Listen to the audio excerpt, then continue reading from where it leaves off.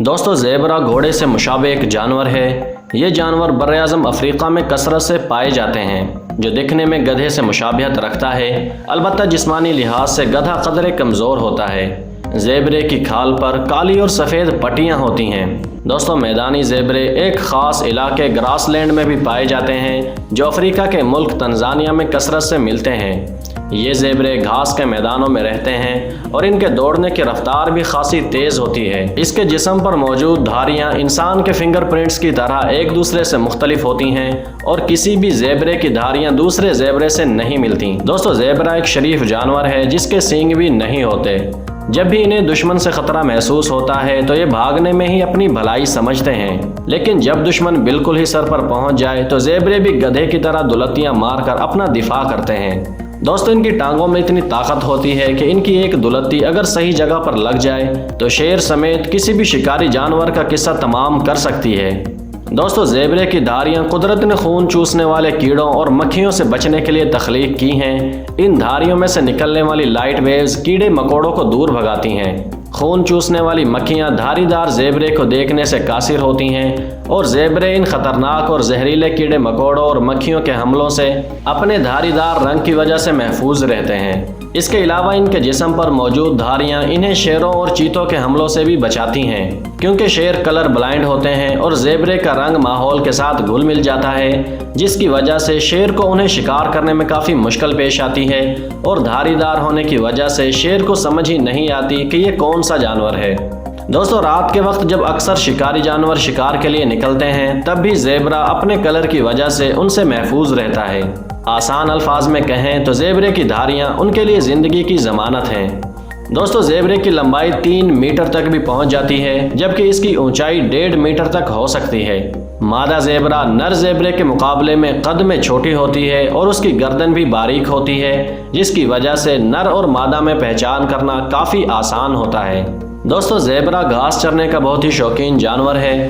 گھاس چرتے ہوئے یہ جانور اتنا مدہوش ہو جاتا ہے کہ اسے اپنے آس پاس کی کوئی فکر ہی نہیں رہتی۔ اسی وجہ سے یہ اکثر شیر، چیتے اور دوسرے شکاری جانوروں کا شکار بن جاتا ہے۔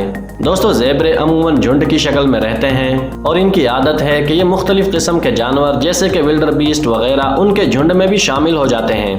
زیبروں کے مختلف گروہ ہوتے ہیں اور ہر گروہ کی تعداد 10 کے قریب ہوتی ہے، جبکہ ایک گروپ میں 50 سے زیادہ زیبرے نہیں ہوتے۔ بعض دفعہ تو ہزاروں زیبرے بھی اکٹھے ہو جاتے ہیں، لیکن پھر بھی ہر زیبرا کسی نہ کسی گروپ کا ممبر ہوتا ہے۔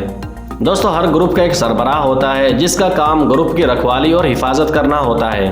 آپ کو شاید یہ جان کر حیرت ہوگی کہ سوتے وقت زیبرے اپنے ساتھیوں کو نگرانی کے لیے کھڑے کر دیتے ہیں تاکہ خطرے کی صورت میں وہ شور مچا کر باقی سوئے ہوئے زیبروں کی جان بچا سکیں۔ دوستو سوانا کے جنگلوں میں رہنے والے زیبروں کی ایک عجیب بات یہ ہے کہ جب بھی کوئی زیبرا جوان ہوتا ہے تو یہ جوان زیبرے کو اپنے جھنڈ سے نکال دیتے ہیں۔ 1 سے 3 سال کی عمر والے جوان زیبرے بڑے ہونے تک چھوٹے چھوٹے گروپوں میں رہتے ہیں۔ دوستو زیبرے بھی سبزی خور جانور ہیں اور یہ جانور زیادہ تر جڑی بوٹیوں والے پودے، درختوں کی چھال اور جھاڑیوں کی ٹہنیاں کھاتے ہیں۔ اگر سرسبز گھاس وافر مقدار میں موجود ہو تو یہ پھر گھاس کھانے کو زیادہ ترجیح دیتے ہیں، لیکن سوانا کے جنگلات میں بارش نہ ہونے کی وجہ سے بہت کم گھاس موجود ہوتی ہے اور پانی کی شدید کمی کی وجہ سے جانوروں کو اچھی غذائیت والی خوراک نہیں مل پاتی، اسی لیے یہ جانور پودوں کی ٹہنیاں اور پتے کھاتے دکھائی دیتے ہیں۔ دوستو جنگل میں زیبرا 25 سال تک زندہ رہتا ہے، لیکن شکاریوں کی غیر موجودگی اور اچھی دیکھ بھال کی وجہ سے پارکوں میں یہ جانور 40 سال تک زندہ رہتے ہیں۔ ان جانوروں کی حیران کن بات یہ ہے کہ مکمل طور پر ایک جیسے 2 زیبرے تلاش کرنا ناممکن ہے اور یہ جانور ایک دوسرے کو جسم پر موجود دھاریوں کے ذریعے پہچانتے ہیں۔ دوستو آپ کو بتاتے چلیں کہ زیبرے کا شمار دنیا کے ان گنے چنے جانوروں میں ہوتا ہے جو اپنی نسل کے علاوہ دوسری نسل کے جانوروں سے بھی ملاپ کر لیتے ہیں۔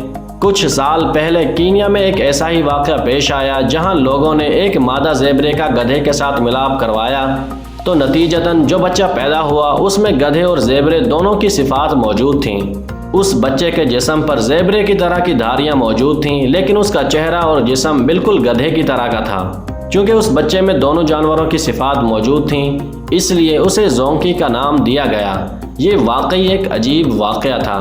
دوستو آپ کے خیال میں کیا ایسا ہونا چاہیے تھا؟ اور کیا ایک نسل کا دوسری نسل والے جانوروں کے ساتھ ملاپ کروانا ٹھیک ہے؟ ہمیں کمنٹ میں ضرور بتانا۔ آج کی اس ویڈیو میں بس اتنا ہی۔ ویڈیو کو لائک اور چینل کو سبسکرائب کرنا مت بھولیے گا۔ ملتے ہیں ایک نئی انفارمیشنل ویڈیو کے ساتھ، تب تک کے لیے اجازت دیجیے۔ اللہ حافظ۔